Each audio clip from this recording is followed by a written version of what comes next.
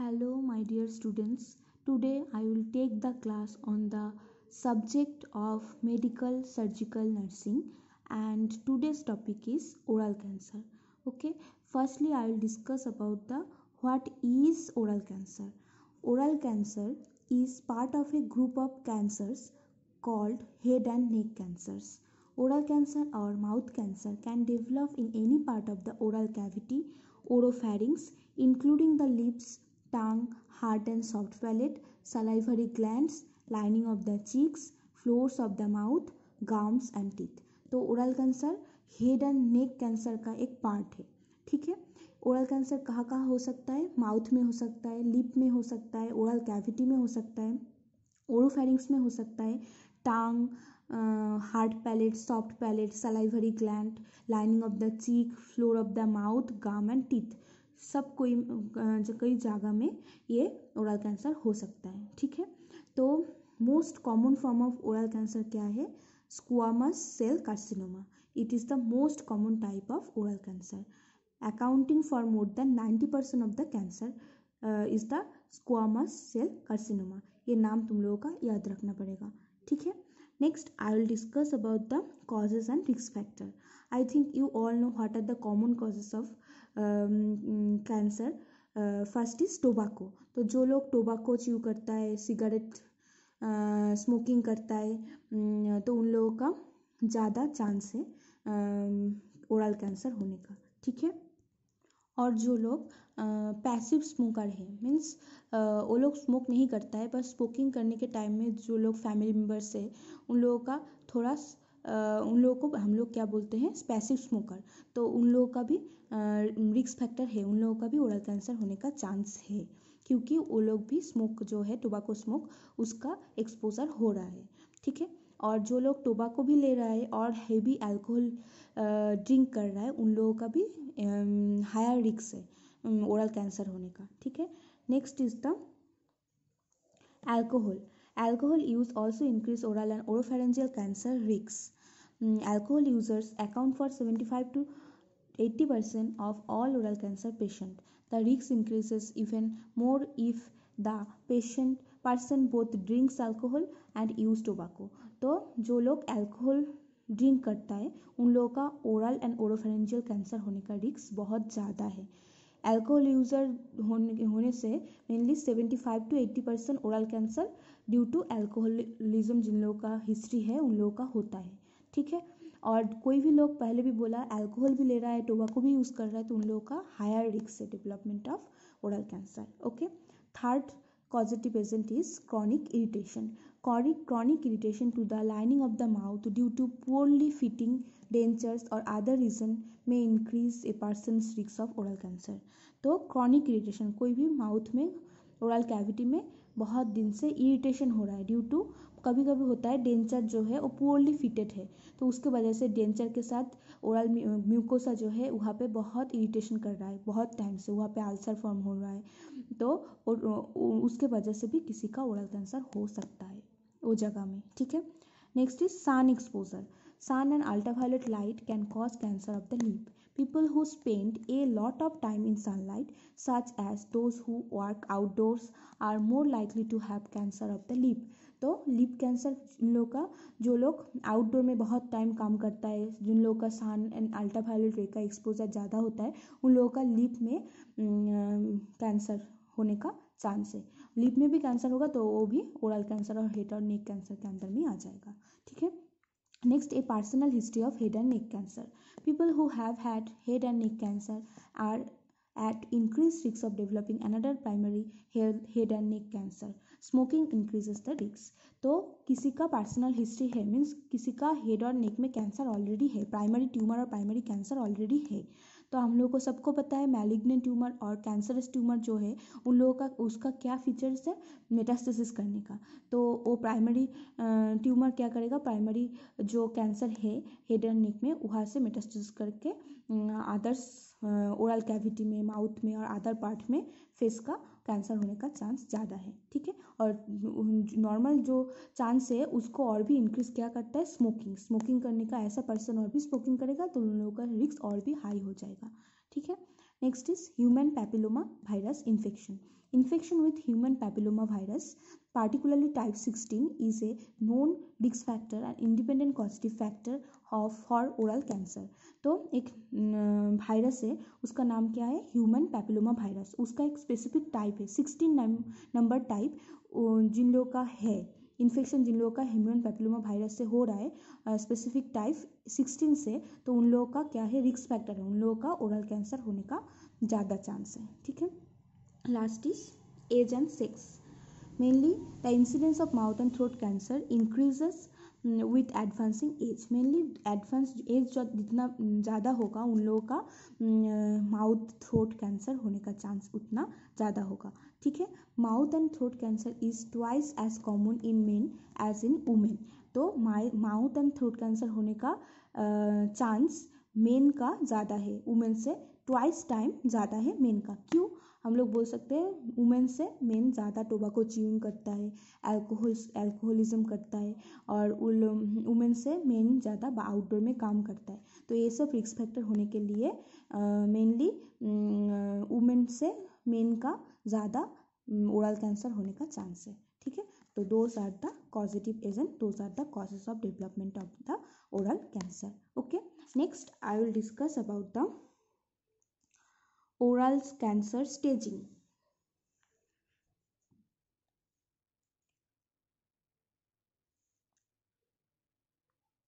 Oral cancer staging. हम लोग मैं एक क्लास लिए थे TNM क्लासिफिकेशन के ऊपर. कैंसर का स्टेजिंग हम लोग कैसे करते हैं अकॉर्डिंग टू TNM क्लासिफिकेशन. यहाँ पे भी कैंसर, ओरल कैंसर और ओरोफैरिंजियल कैंसर का staging according to TNM staging से किया हुआ है. ठीक है. तो हम लोग देखेंगे क्या है ये. फर्स्ट T जो है, it refers to the size of the tumour and which oral tissue are affected. तो T जो है वो रेफर कर रहा है ट्यूमर का साइज कितना है और कितना amount of oral tissue affected हुआ है.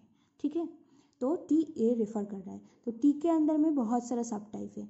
तो TX बोलने से हम लोग क्या बोलेंगे, स्टेजिंग का primary tumour can not be assess. कोई भी प्राइमरी ट्यूमर एसेस नहीं कर पा रहा है, मीन्स कोई भी ट्यूमर नहीं देख पा रहा है, असेसमेंट नहीं कर पा रहा है, तो उसको बोलेंगे TX. X मीन्स कोई कुछ भी नहीं है. ठीक है. Next T0, no evidence of primary tumour. वहाँ पे कोई भी प्राइमरी ट्यूमर का एविडेंस नहीं है. ठीक है. Next T is IS, tumour confined to the outer layer of the tissue. तो ट्यूमर है बट कहाँ पे है, only outer lining of the tissue में है. ठीक है. T1, primary tumour is 2 centimetre और smaller in diameter, less than 3/4 inch.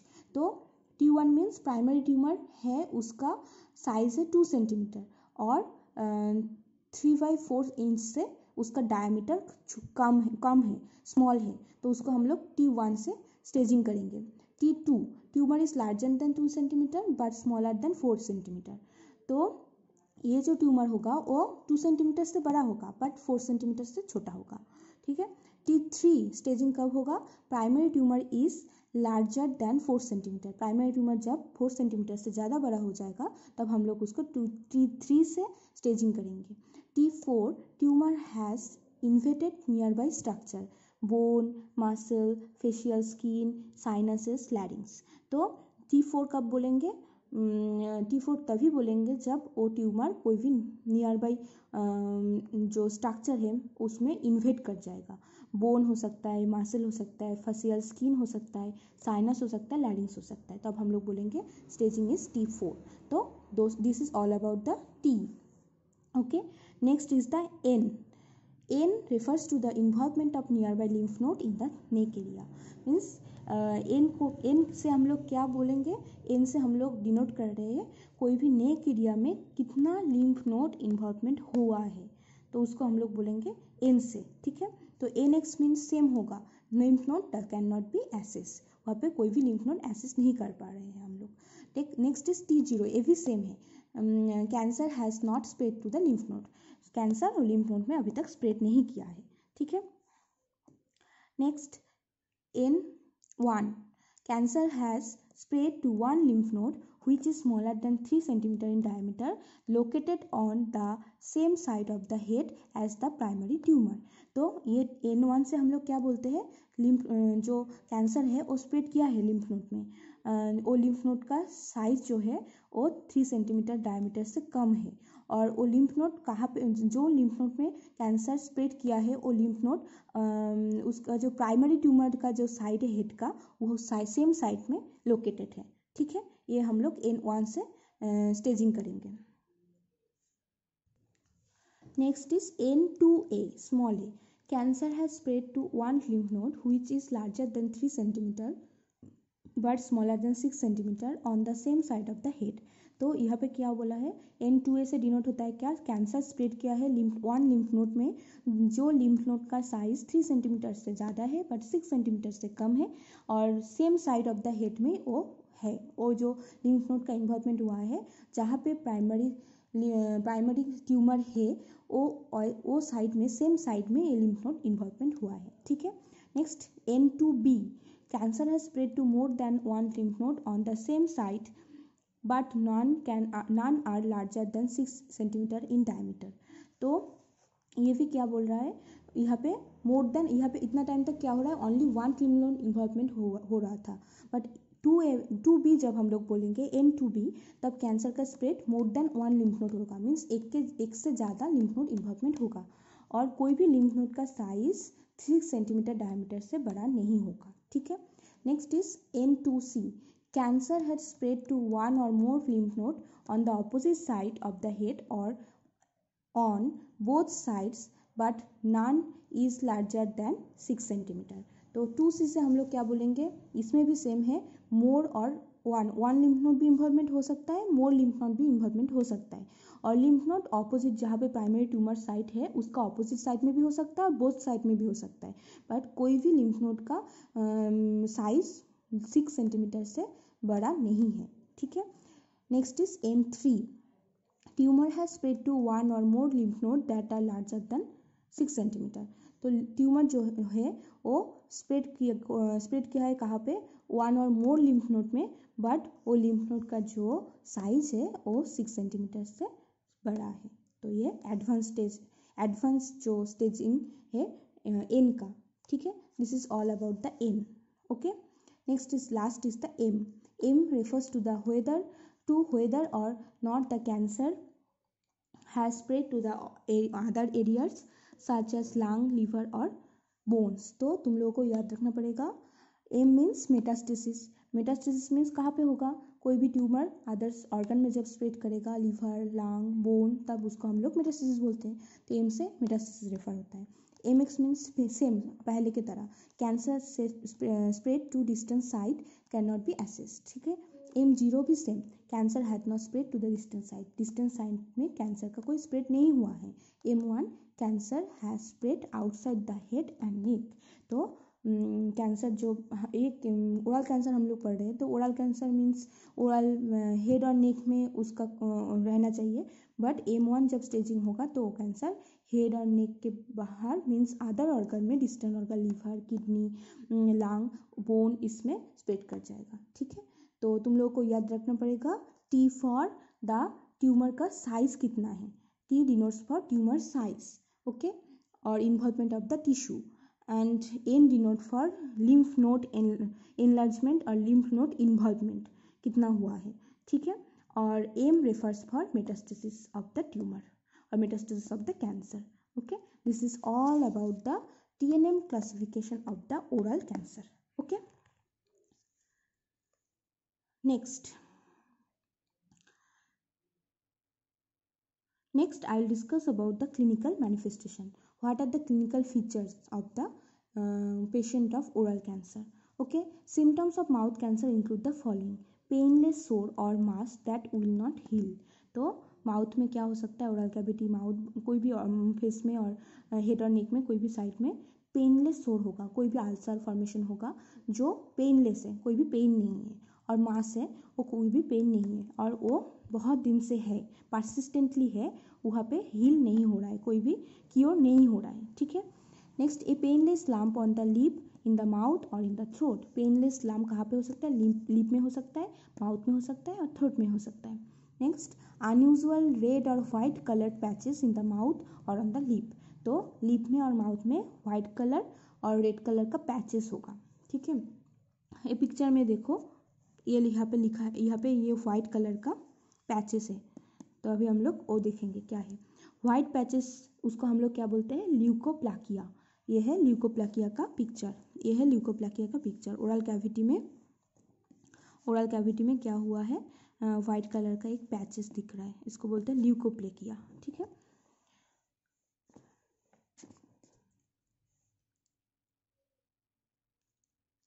White colour patches leukoplakia are the most common. तो ओरल कैंसर में leukoplakia most common. White patches sometime become malignant. ये white patches जो है वो malignant होता है। ठीक है, mixed red and white patches.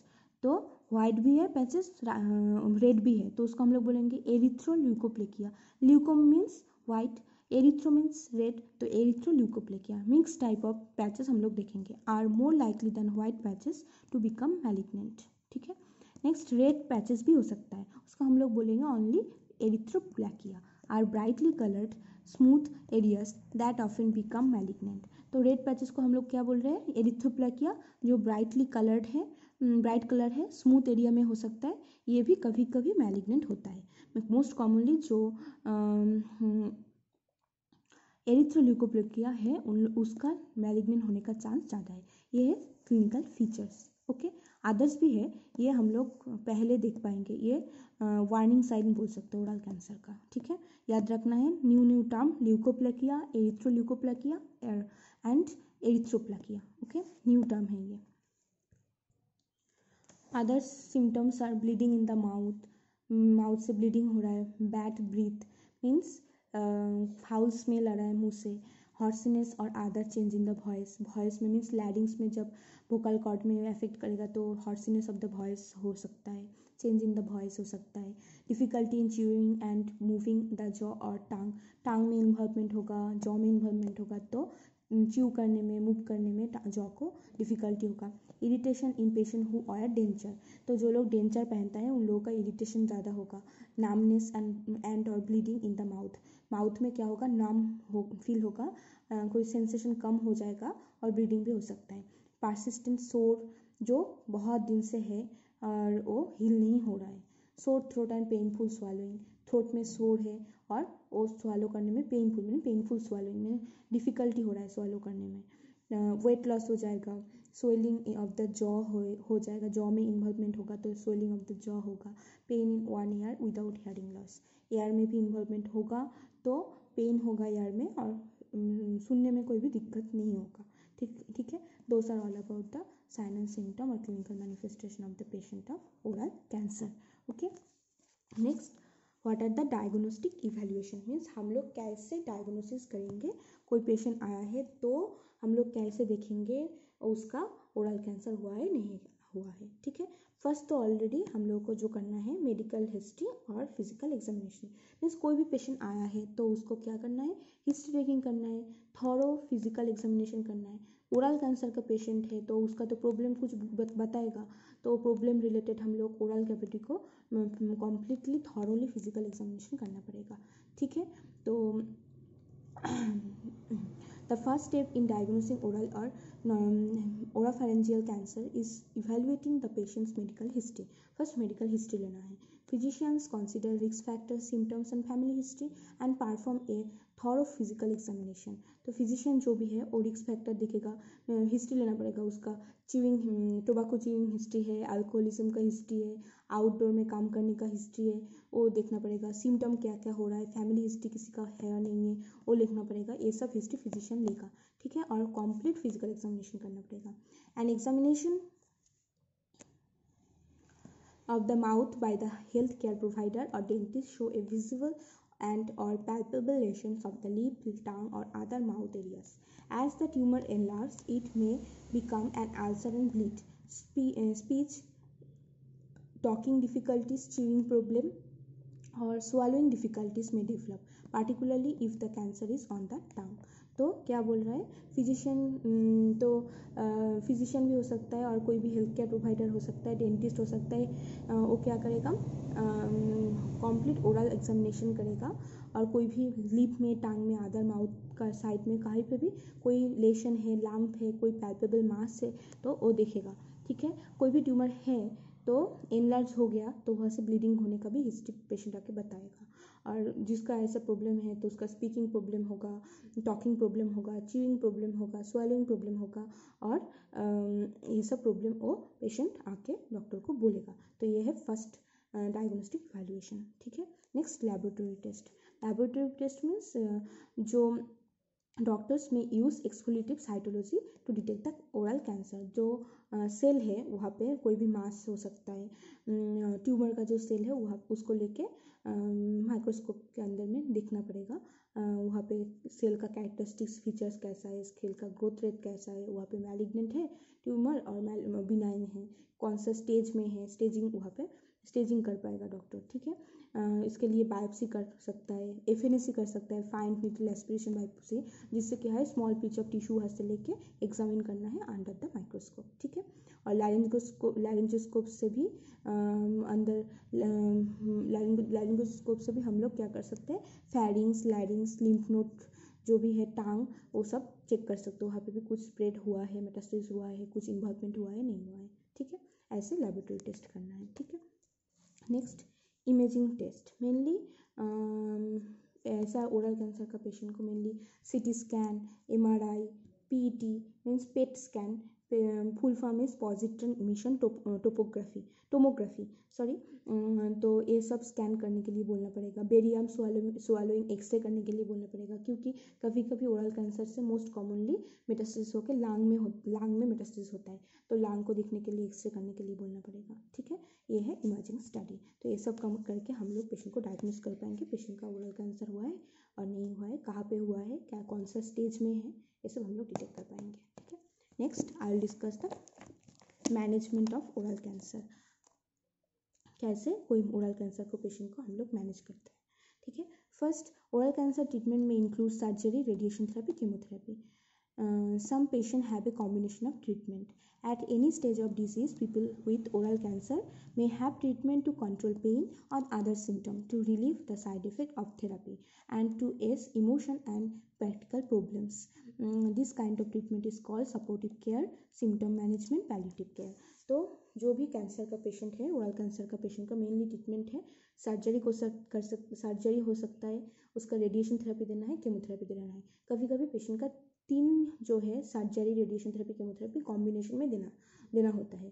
ठीक है, तो जिन लोगों का मेनली इसका ट्रीटमेंट जो है जो सिम्टम बेस्ड ट्रीटमेंट है, मीन्स सिम्टम को रिड्यूस करने के लिए, पेन को रिड्यूस करने के लिए जो हम लोग मैनेजमेंट करते हैं उसको हम लोग बोलेंगे सपोर्टिव मैनेजमेंट और सिम्टम मैनेजमेंट, और उसको और भी एक नाम है, हम लोग पहले भी बोले थे, palliative care. Okay, first surgery. Removing the cancer in the operation is a common treatment for all stages of lip and oral cancer, cavity cancer. Patient may have surgery along with combination with the radiation therapy. Different surgery techniques are used to remove the specific type of oral tumors, includes primary tumor resection. तो surgery में क्या है, जो भी cancer है और tumour है उसको वहाँ से सर्जरी करके रिमूव करना है। ओरल कैविटी में हो सकता है, any part of the head and नेक का एनी पार्ट में हो सकता है। तो बहुत सारा टेक्निक है। फर्स्ट ट्यूमर को रिसेक्शन करना, प्राइमरी ट्यूमर जहाँ पे हुआ है वहाँ पे रिसेक्शन करना। नेक्स्ट मैंडिबल रिसेक्शन और मैंडिबुलेक्टोमी। एक्टोमी मीन्स रिमूव करना, तो मैंडिबुलेक्टोमी से क्या होना, मैंडिबल जो है जॉ में उसको रिसेक्ट करके उसको निकालना। Next maxillectomy means maxilla, upper jaw जो है उसका बोन का नाम है मैक्सिला, तो मैक्सिलेक्टोमी मैक्सिला को रिमूव करना। मोस्ट माइक्रोग्राफिक सर्जरी, ये one type of specific surgery है। मेनली क्या करना है, स्किन का लेयर को रिमूव करना है, उतना टाइम तक रिमूव करना है जितना टाइम तक कैंसर जितना सेल में इन्वेड किया है उतना वो स्किन का लेयर को वहाँ से और टिश्यू को निकालना है। जहाँ पे दिखेगा वो कैंसर का सेल नहीं है उसको रखना है। ठीक है, नेक्स्ट लैरिंजेक्टोमी मीन्स लैरिंग्स को रिमूव करना। नेक्स्ट रेडिकल नेक रिसेक्शन, प्लास्टिक सर्जरी, ये सब है सर्जरी ये सब सर्जरी ओरल कैंसर का पेशेंट का कर सकते हैं हम लोग, ठीक है। Next, radiation therapy. I think you all know what is radiation therapy, what is chemotherapy. I previously took the class on radiation therapy, chemotherapy. Shortly, I will discuss in radiation therapy. Treatment that used high energy rays that damage the cancer cells and helps the spread of cancer. Radiation therapy is very localized, aimed at only the area where the cancer is present. Radiation therapy may be administered externally with a machine or internally with radioactive material. Some people with oral cancer have both kind of radiation therapy. तो हम लोगों को सबको पता है radiation therapy कैसे देता है। तो जो रेडिएशन थेरेपी है वो हाई एनर्जी रे हम लोग यूज़ करके कैंसर सेल को डैमेज करते हैं। तो बाहर से भी हम लोग दे सकते हैं और अंदर में कोई रेडियोएक्टिव मटेरियल डाल के भी दे सकते हैं। तो ऐसा ओरल कैंसर पेशेंट के लिए बाहर से भी हम लोग दे सकते हैं। Both type of radiation therapy हम लोग दे सकते हैं, externally or internally. Okay, next is chemotherapy. Chemotherapy uses anti-cancer drug to kill the cancer cell. It is called systemic therapy because it enters the bloodstream and can affect the cancer cell throughout the blood, throughout the body. तो chemotherapy जो है उसमें क्या होता है, combination of cancer anti cancerous drug होता है जो कैंसर सेल को किल कर देता है। इसको सिस्टेमिक थेरेपी बोलते हैं क्योंकि जो केमोथेरेपी देना है वो थ्रू आईवी लाइन हम लोग देते हैं, मीन्स थ्रू ब्लड हम लोग ये ट्रीटमेंट करते हैं। तो उसको हम लोग इसलिए हम लोग इसको सिस्टेमिक थेरेपी बोलते हैं। तो chemotherapy can be used in combination with surgery or radiation therapy. The chemotherapy drug used most often for cancer of the oral cavity and oropharynx are cisplatin, 5-fluorouracil, carboplatin, methotrexate, bleomycin. तो chemotherapy हम लोग जब patient को chemotherapy देंगे तो surgery से पहले, surgery के बाद और सर्जरी हो रहा है उसके बाद chemotherapy, radiation therapy means combination देके करना है। एक डॉक्टर जो ऑन्कोलॉजिस्ट है वो प्रेस्क्राइब करे कभी कौन सा क्या करना है, कब केमो देना है, कब रेडिएशन देना है, कब सर्जरी करना है। तो मेनली सर्जरी के साथ रेडिएशन थेरेपी के साथ केमोथेरेपी देता है कॉम्बिनेशन में। मेनली मोस्ट कॉमनली जो ओरल कैविटी और ओरोफैरिंक्स का कैंसर में मोस्ट कॉमनली जो anti cancerous drug means chemotherapy का ड्रग यूज़ होता है वो है सिस्प्लैटिन, 5-fluorouracil, मेथोट्रेक्सेट, ब्लियोमाइसिन, कार्बोप्लेटिन। ये सब नाम तुम लोग याद रखना, ठीक है। Okay, this is all about the medical management, surgical management. Okay, next is the nursing management, which is most important. I will tell only the nursing diagnosis. Please, you will make the nursing care plan with the patient of oral cancer. Okay, तो first में होगा जो nursing diagnosis priority में वो है impaired verbal communication related to surgical resection, laryngeal edema, laryngectomy and tracheostomy. Okay, next is impaired skin integrity secondary to surgery and skin grafting. Third is ineffective breathing pattern related to laryngeal edema, obstruction by mucus, presence of tracheostomy tube. Okay, fourth is pain or discomfort related to oral ration, difficulty in swallowing and surgical incision. Fifth is altered oral mucosal membrane related to pathological condition, infection and surgical procedure. Sixth is altered nutrition less than body requirement related to pain on swallowing or inability to swallow secondary to oral condition. Last is disturbed body image related to physical changes after surgical procedure. Okay, so those are the most common diagnosis in the patient of oral cancer. So please make the nursing care plan depends on the based on the those nursing diagnosis. Okay, this it is all about my today's class. Please watch this video and make the note and make the care plan of the patient with oral cancer. Thank you for watching.